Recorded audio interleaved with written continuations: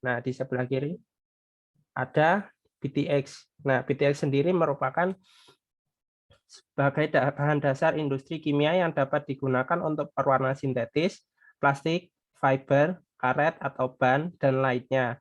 Oksilen sebagai bahan utama untuk memproduksi petalik anhidrit yang berperan penting dalam proses pembuatan pewarna, pigmen, dan plasticizer. Selain itu, M-silen dan P-silen masing-masing dimanfaatkan untuk memproduksi resin polyester dan serat polyester.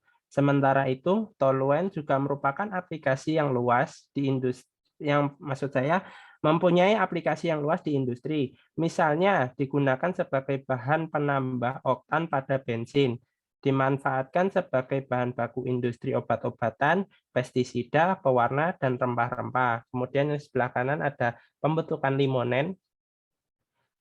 Limonen adalah bahan baku mentah dan di antara bentuknya ada D-limonen dan DL-limonen yang memiliki manfaat di industri.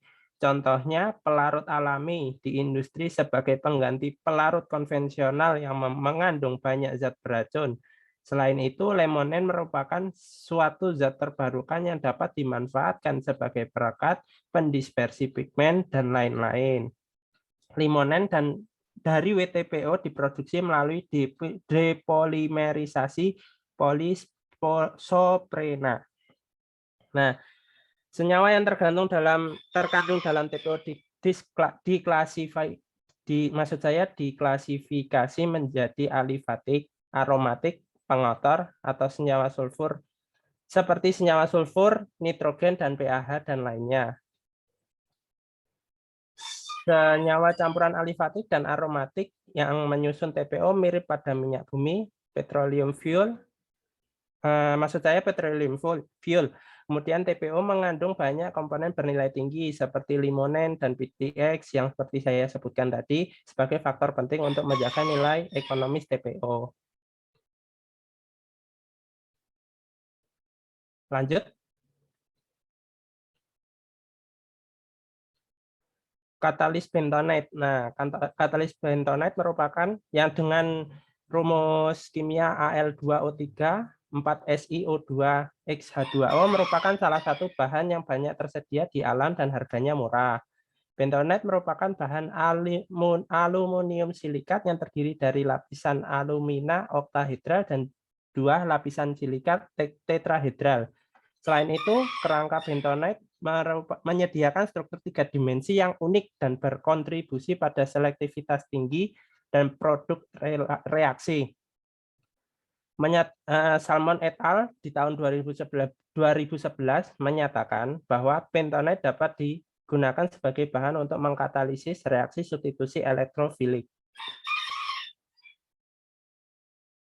Nah, ini kita masuk ke dalam tujuan penelitian. Yang pertama, kita mempelajari pengolahan limbah ban luar truk tambang menjadi bahan bakar cair atau car dan arang atau tar melalui proses pirolisis. Kemudian yang kedua, mengetahui komposisi bahan bakar cair tiap variasi waktu pada bahan limbah ban luar mobil pada proses pirolisis menggunakan zeolit. Yang ketiga, mengetahui nilai kalor bahan bakar cair atau car dengan arang atau tar tiap variasi waktu pada bahan limbah ban luar mobil pada proses pirolisis menggunakan katalis zeolit.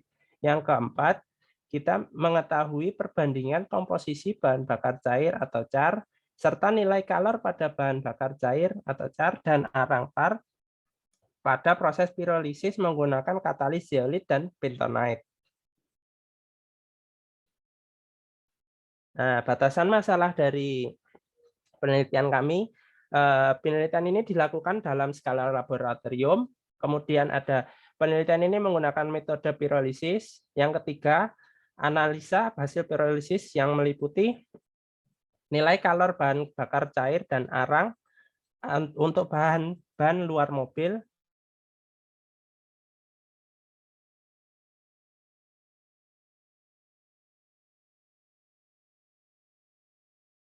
kan 3/4 yaitu 3 dan 5 jam pada suhu pirolisis 750 derajat Celcius. Luas penampang bahan limbah ban luar truk tambang sebesar 1 cm kali 1 cm dan ukuran zeolit dan B sebesar 200 mesh. Setiap percobaan, massa bahan baku limbah ban luar truk tambang sebanyak 550 gram dan katalis zeolit dan bentonite 400 gram. Oh, maksud saya yang B tadi itu adalah bentonite. Lanjut. Nah, kemudian untuk hipotesis bisa diterangkan oleh teman saya. Kita masuk ke hipotesis. Hipotesis ini ada 4. Yang pertama, limbah bahan luar bekas truk tambang dapat dikonversi menjadi bahan bakar cair dan arang. Dan yang kedua, secara umum, semakin lama waktu proses pirolisis, maka semakin banyak tar dan pengotor atau impurities yang dihasilkan. Yang ketiga, semakin tinggi suhu proses pirolisis, maka akan semakin banyak minyak yang dihasilkan. Dan yang keempat, arang akan terbentuk pada suhu pirolisis yang lebih rendah. Next slide. Metode penelitian. Alat yang digunakan pada percobaan ini, penelitian ini, yaitu yang pertama timbangan, yang kedua wadah, yang ketiga mortir dan cawan porselen, yang keempat gelas ukur, yang kelima pipet tetes, yang keenam GCMS, yang ketujuh gelas beker, dan yang kedelapan ayakan 200 mesh. Next. Bahan-bahan yang digunakan antara lain ban bekas truk tambang, bubuk katalis zeolit, bubuk katalis bentonit, aquademin, air suling, dan asam sulfat 0,1 N. Next. Rangkaian alat percobaan. Rangkaian alat percobaan dari penelitian ini bisa dilihat pada gambar di sebelah kiri. Jadi yang pertama itu di sebelah kiri itu reaktor pyrolysis, dan yang di bawah yang garis putus-putus itu merupakan sampel. Yang ketiga tabung nitrogen. Yang keempat itu yang valve itu pengatur aliran nitrogen. Yang kelima yang di bawah itu panel kontrol. Yang keenam yang di atas memanjang itu tabung kondensor. Yang nomor 7 yang di sebelah kanan itu Erlenmeyer, penampung kondensat. Yang ke-8 yang di kiri yang hitam itu termokapel. Yang ke-9 yang sebelah kirinya lagi itu jaket heater. Yang ke-10 ada pompa air pendingin di sebelah kanan. Yang yang ke-10 itu air pendingin, isi dari nomor 11 itu pompa air pendingin. Yang ke-12 aliran air pendingin masuk ke kondensor. Dan yang ke-13 aliran air pendingin keluar kondensor. Next. Variabel. Yang pertama saya akan bacakan independent variable. Waktu operasi pirolisis selama 3 jam, 4 jam, dan 5 jam. Katalis yang digunakan yaitu katalis zeolit dan bentonit. Dan yang kedua, dependent variable, nilai kalor untuk bahan bakar cair dan arang, komposisi bahan bakar cair dengan GCMS. Dan yang terakhir, kontrol, jenis limbah ban luar tertambang, massa bahan baku 500 gram, massa katalis 400 gram, temperatur pirolisis 750 derajat Celcius. Selanjutnya akan dibacakan oleh teman saya, Fevi.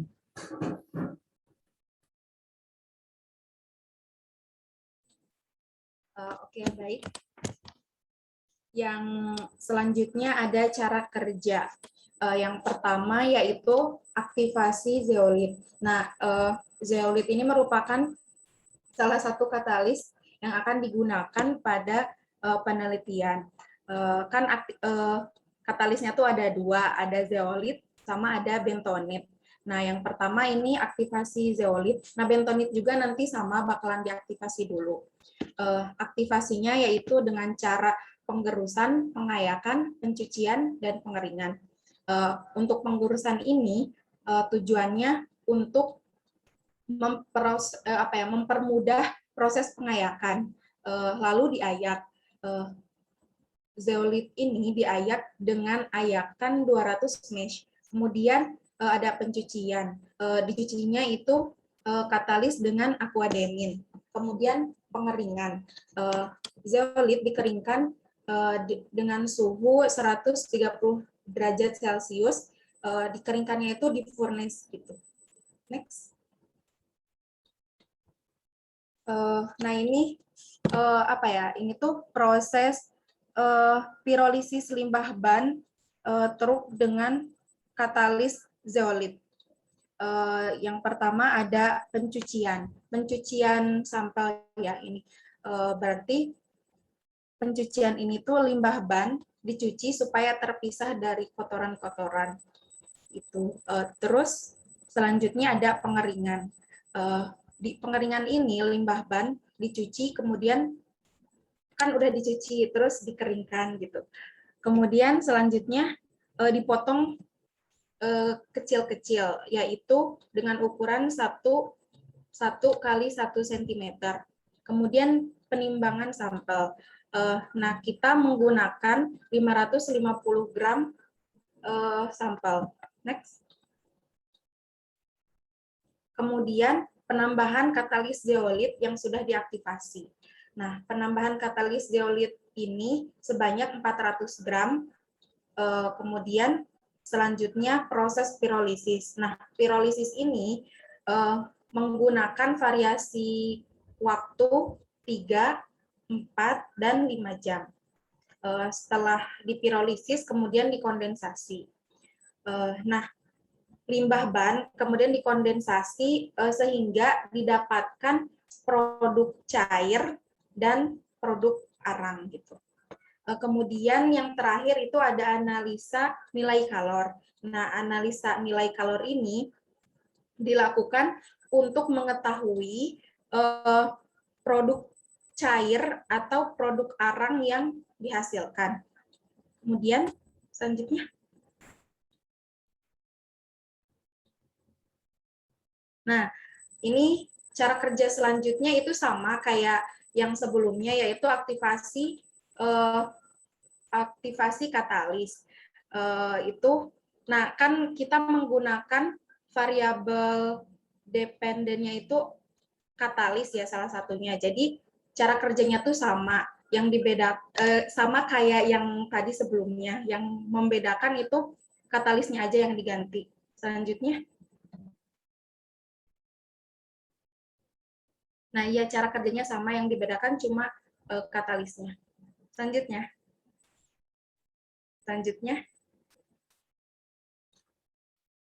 Nah, ini timeline penelitian yang akan kami lakukan. Yang pertama itu ada tahap persiapan penelitian. Itu dari jauh-jauh hari.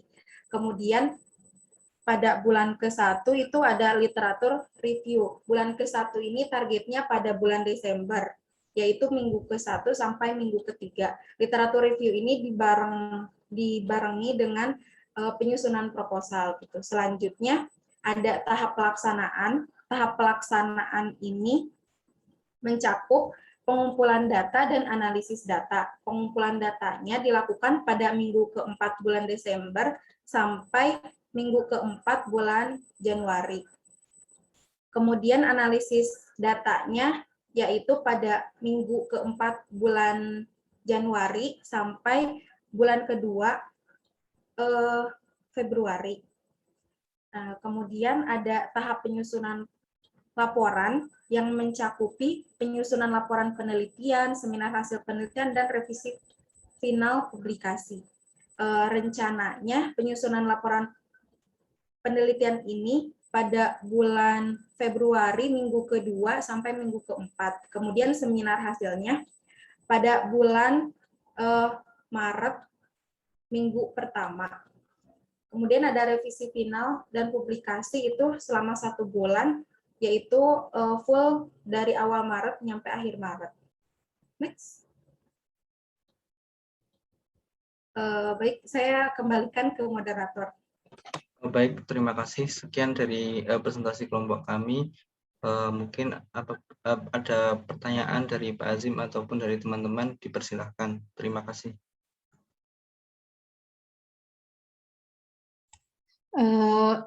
Moderator, saya izin bertanya. Iya, silahkan. Perkenalkan, nama saya Arina Bintan Kamila, NIM 041, perwakilan dari kelompok 1.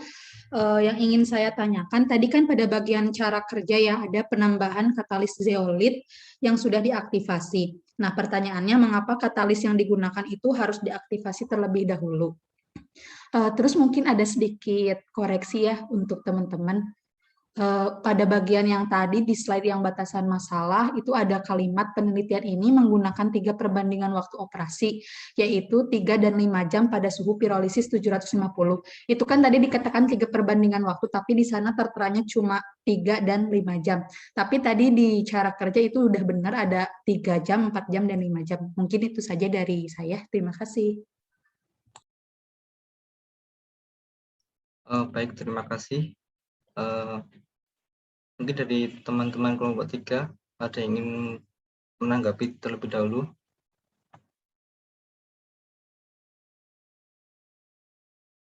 Baik, saya izin menjawab.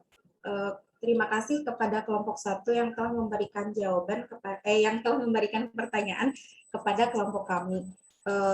Pertanyaannya itu mengapa tadi katalisnya tuh harus diaktifasi terlebih dahulu, gitu kan?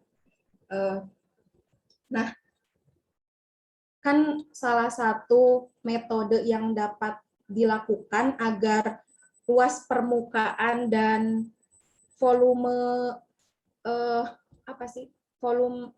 pori-pori katalis supaya besar itu salah satunya dengan cara mengaktifasi si katalisnya terlebih dahulu. Nah, proses aktivasi katalis ini merupakan salah satu proses untuk menjadikan katalis itu lebih aktif gitu, lebih bekerjanya tuh lebih baik gitu. Kemudian proses aktivasi katalis ini bertujuan untuk membersihkan katalis dari impurities atau pengotor supaya si pori-porinya itu lebih terbuka dan untuk meningkatkan efisiensi dia bekerja gitu. Nah, aktivasi fisika yang kami lakukan ini dilakukan melalui pengecilan ukuran, kemudian diayak, terus dipanaskan pada suhu tinggi, bertujuan untuk mengurangi kandungan air dalam katalis, kemudian memperbesar pori dan menghilangkan pengotor. Seperti itu. Baik, terima kasih Mbak Fevi. Dan juga saya ingin menambahi tadi terkait kesalahan penulisan. Sebenarnya mohon maaf jika di PPT ini terdapat kesalahan penulisan. Mungkin saya kembalikan ke Mbak Arin.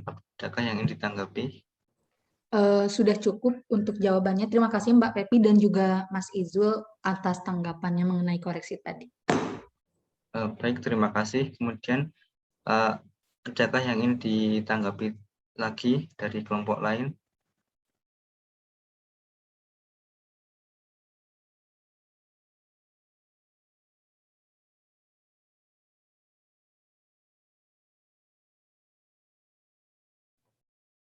Saya Mas Izul.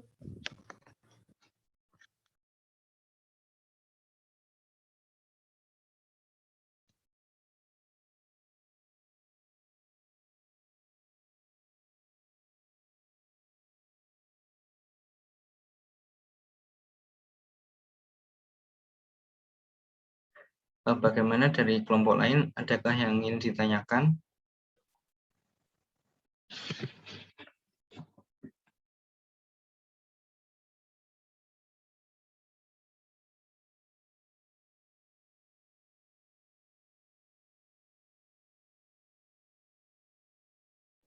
Mohon maaf kepada Mbak Nila, suaranya tadi belum terdengar.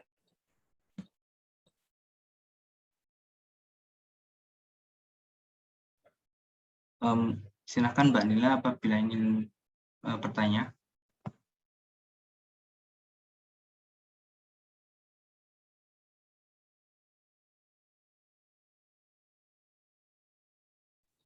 Mohon maaf moderator, moderatornya lagi share screen kan. Mungkin Mbak Nila ini terkendala di audionya, bisa dituliskan di kolom chat aja. Mohon maaf ya moderator, terima kasih.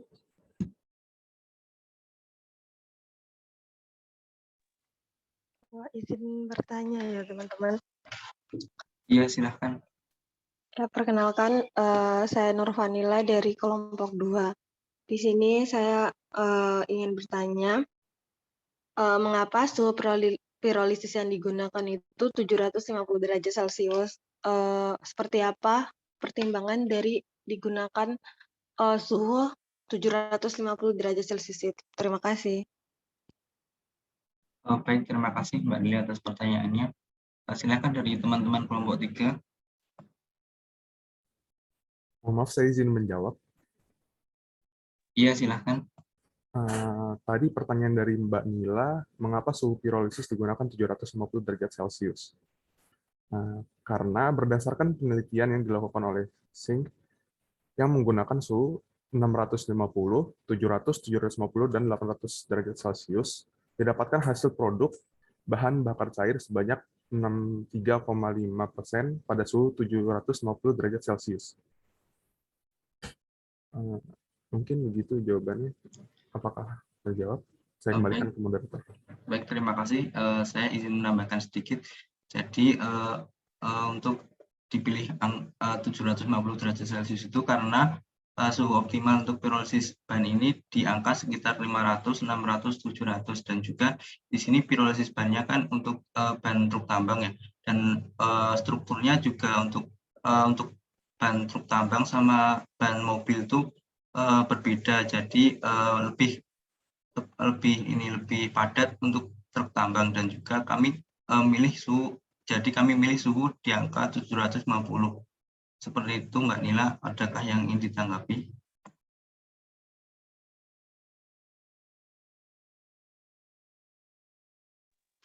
Baik, terima kasih. Cukup jawabannya.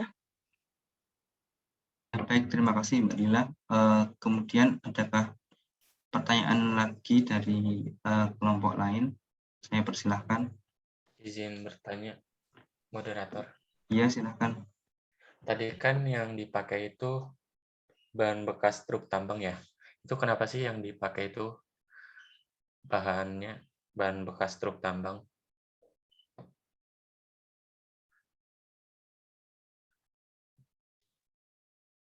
Izin menjawab moderator untuk menjawab pertanyaannya Mas Serrano. Pertanyaannya tadi, mengapa bahan bakar yang dipilih adalah bahan bekas tambang? Bahan bekas tambang ya, truk tambang maksudnya. Itu karena berdasarkan penelitian yang telah dilakukan oleh Singh pada tahun 2018, dengan variasi jenis motor yang digunakan, yaitu ada ban motor, ban mobil, dan truk. Nah, limbah dari ban truk sendiri itu merupakan bahan yang menghasilkan produk paling besar, itu bahan bakar cair yang paling besar. Nah, karena dari kandungan karet alaminya sendiri itu dan karet sintetisnya yang paling banyak, begitu Mas Serrano. Bisa diterima? Sebentar, saya izin menambahkan lagi. Untuk tambahan mengenai kenapa memilih bahan bekas truk tambang ini sendiri, karena sementara ini di Indonesia untuk pemanfaatan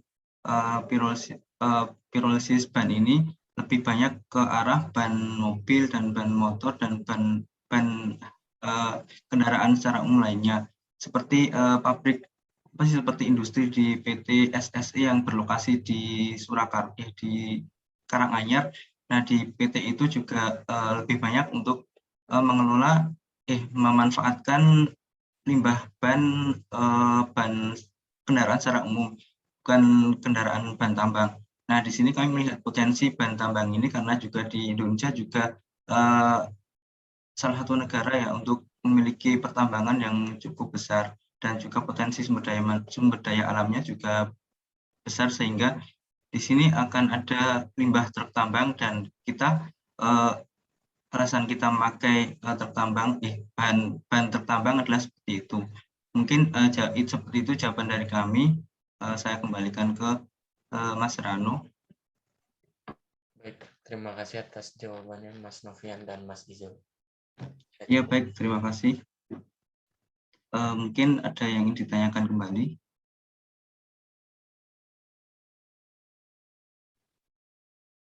Saya izin bertanya. Ya, silahkan. Saya Rawati, NIM 36 dari kelompok 10. Mungkin pertanyaannya apa ya? Ada hubungannya dengan pertanyaan dari Nurfanila mengenai proses pirolisis. Nah, tadi kan tentang temperatur ya. Itu seperti apa ya pengaruh temperatur terhadap hasil produk dari proses pirolisis itu sendiri? Terima kasih.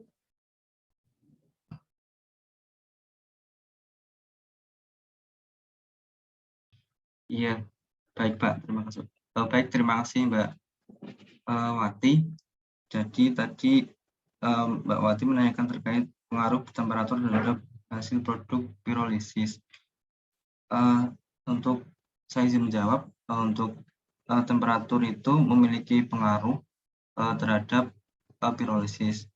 Kemudian berdasarkan penelitian yang telah dilakukan Wardana dan kawan-kawan pada 2016, tingginya temperatur berdampak pada turunnya kuantitas cairan disertai dengan tingginya produk gas. Hal ini disebabkan karena proses secondary cracking yang memecah rantai panjang senyawa organik dan hidrokarbon menjadi rantai yang lebih pendek sehingga tidak dapat dikondensasikan.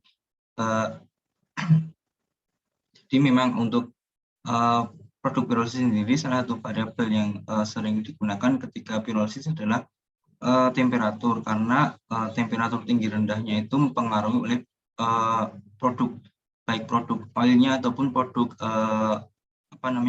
char atau arang ataupun ada produk gas. Nah, itu berpengaruh terhadap nilai kalor dan nilai fisika kimia, dan juga berpengaruh juga terhadap kandungan-kandungan di arang sama oilnya. Jadi tiap temperatur itu memiliki karakteristik yang berbeda-beda. Seperti itu. Apakah ada yang ditanyakan kembali dari Mbak Rahmati? Mas moderator, saya izin menambahkan, boleh? Iya, silakan. Baik, saya izin menambahkan. Kalau untuk suhu yang lebih rendah, itu akan menghasilkan produk arang. Kemudian pada suhu dari rendah ke lebih tinggi, tapi nanti tuh bakalan ada waktu optimalnya gitu. Itu akan lebih banyak menghasilkan produk bahan bakar cair. Jadi bahan bakar cair tuh suhunya tuh meninggi dulu, nanti ada suatu titik dia tuh bakalan sedikit menghasilkan si bahan bakar cairnya gitu. Nah, pada suhu yang lebih tingginya lagi, itu bakalan lebih banyak menghasilkan produk gas dari pirolisisnya tersebut. Sekian penambahan dari saya. Terima kasih, moderator. Baik, terima kasih atas tambahannya.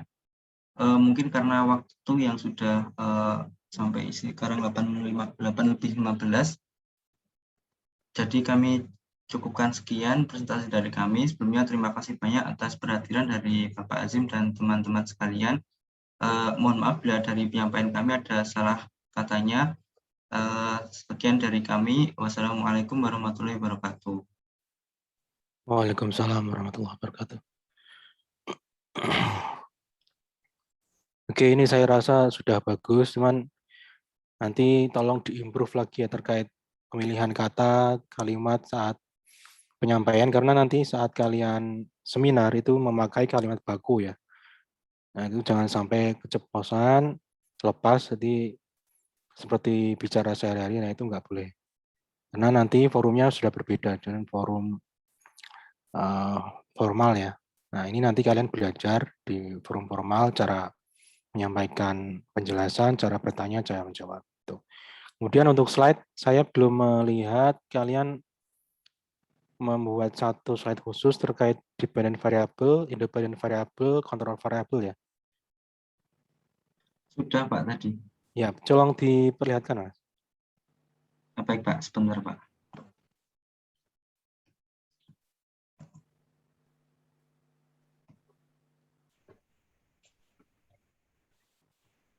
Ini Pak untuk variabelnya.